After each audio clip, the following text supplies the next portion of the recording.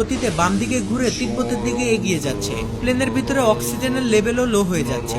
এতে তো plane crash করতে পারে। আমি ক্যাপ্টেনের সাথে যোগাযোগ করার চেষ্টা করছি, কিন্তু ক্যাপ্টেন কোনো রিপ্লাই দিচ্ছে না। প্লেনের সাথে রেডিও কানেকশন বিচ্ছিন্ন হয়ে গিয়েছে, শুধুমাত্র রাডারের সাথে কানেকশন আছে।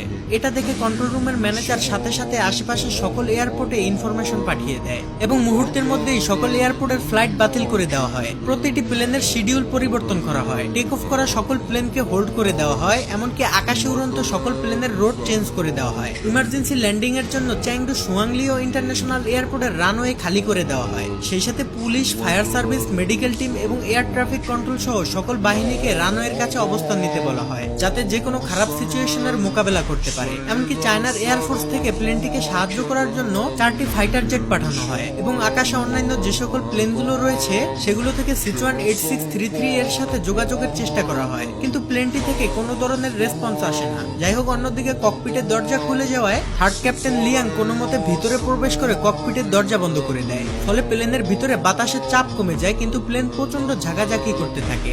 লিয়াং ককপিটে ঢুকে দেখতে পায় ক্যাপ্টেন লিও ঠান্ডায় প্রচন্ড কাঁপছে আর অক্সিজেনের অভাবে কো-পাইলট জু অজ্ঞান হয়ে যাচ্ছে। লিয়াং তখন ককপিটে থাকা অক্সিজেন মাস্ক বের করে ক্যাপ্টেনদের পরিয়ে দেয় এবং সে নিজেও পরে নেয়। এরপর লিয়াং কন্ট্রোল রুমের সাথে যোগাযোগ করার চেষ্টা করে, কিন্তু সে বুঝে যায় রেডিও কানেকশন বিচ্ছিন্ন হয়ে গিয়েছে। লিয়াং কোনো মতে প্লেনটিকে নিচে নামানোর চেষ্টা করে, কিন্তু তাদের ভাগ্য এতটাই খারাপ ছিল যে তারা যদি প্লেনটিকে নিচে নামায় তাহলে প্লেন ক্র্যাশ হওয়ার সম্ভাবনা রয়েছে, কারণ তাদের প্লেন তখন তিব্বতের উপর দিয়ে যাচ্ছিল। আর আমরা সকলেই জানি তিব্বতে মাউন্ট এভারেস্ট সহ ছোট বড় অনেক হিমালয় রয়েছে, যেখানে কোনো প্লেনকে সর্বোচ্চ 32 থেকে 34,000 ফিট উপর দিয়ে ফ্লাই করতে হয়। এদিকে প্লেনের ভিতরে অক্সিজেন ফুরিয়ে যেতে থাকে, তাই পর্যাপ্ত অক্সিজেন পেতে হলে প্লেনটিকে আরো 3000 ফিট নিচে নামাতে হবে, কিন্তু হিমালয়ের জন্য সেটা সম্ভব ছিল না। এছাড়া সামনে বিশাল ঝড়ের কারণে কিছুই দেখা যাবে না। এটা যেন ক্যাপ্টেনদের কাছে সুইসাইড করার মতো। একদিকে অক্সিজেনের ঘাটতি, অন্যদিকে প্লেন ক্র্যাশের ভয়, তার উপরে আবার আকাশকে ঢেকে রাখা ভয়ানক ঝড়। অন্যদিকে কেবিন ক্রুদের ম্যানেজার নান সকলকে জানিয়ে দেয় তারা ককপিটের প্রেসার হারিয়ে ফেলেছে, তাই সকলকে শক্ত করে সিট বেল্ট পরে থাকার জন্য অনুরোধ করে। এদিকে কন্ট্রোল রুম থেকে প্লেনের সাথে যোগাযোগ করার জন্য চেষ্টা চালিয়ে যেতে থাকে। তারা রেডিওতে বলে প্লেনের সামনে বিশাল হিমালয় রয়েছে আর সেখানে তাদের আরো 3000 ফিট নিচে দিয়ে যেতে হবে, নাহলে পর্যাপ্ত অক্সিজেনের অভাবে তারা মারা যেতে পারে। ক্যাপ্টেন লিউ তার সর্বোচ্চ দিয়ে প্লেনকে কন্ট্রোল করার চেষ্টা করে।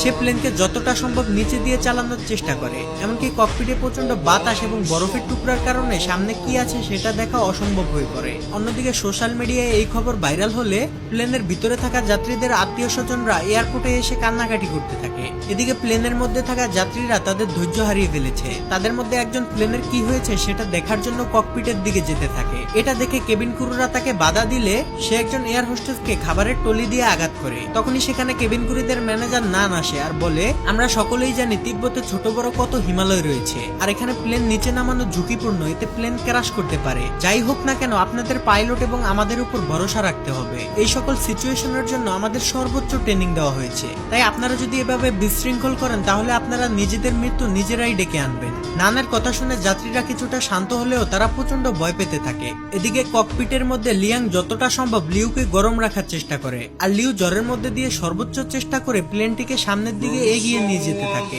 অন্যদিকে লিউর স্ত্রী তাদের মেয়ের জন্মদিন পালনের জন্য খাবার তৈরি করছিল। তখনই তাকে কেউ একজন ফোন করে লিউর বিপদের কথা জানায়। ফলে সে আতঙ্কিত না হয়ে তার মেয়েকে সান্ত্বনা দিতে থাকে, কারণ তার অগাধ বিশ্বাস তার স্বামী প্লেনটিকে সঠিকভাবে ল্যান্ড করাতে পারবে। এদিকে লিউ প্লেনের ভিতরে আস্তে আস্তে অজ্ঞান হয়ে যেতে থাকে।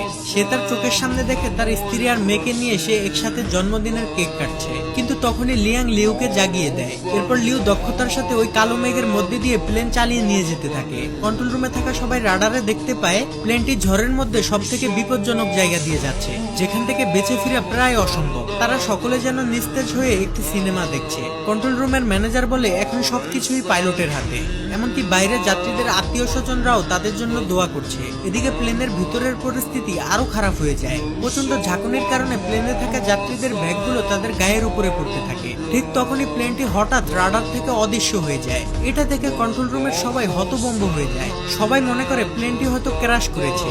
সবাই প্রচন্ড ভেঙে পড়ে। কন্ট্রোল রুম থেকে তাদের সাথে যোগাযোগ করার জন্য সর্বোচ্চ চেষ্টা করে, কিন্তু এতে কোনো লাভ হয় না। তারা সকলেই বুঝে যায় প্লেনের ভিতরে হয়তো আর কেউই বেঁচে নেই।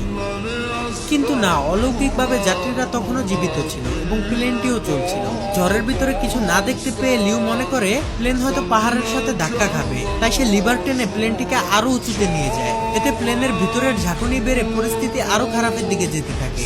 লিউর মাথায় তখন একটা জিনিসই ঘুরছিল যে প্লেনের মধ্যে থাকা 19 জন যাত্রী এবং সে সহ 9 জন ক্রু মেম্বারের জীবন এখন তার হাতে, অর্থাৎ 128 জন মানুষের প্রাণ হাতে নিয়ে লিউ তার সম্পূর্ণ অভিজ্ঞতা দিয়ে প্লেনটিকে কন্ট্রোল করতে থাকে। মৃত্যুকে কাছ থেকে দেখা যাত্রীগুলো এখন তাদের মনের কথা বলতে শুরু করে।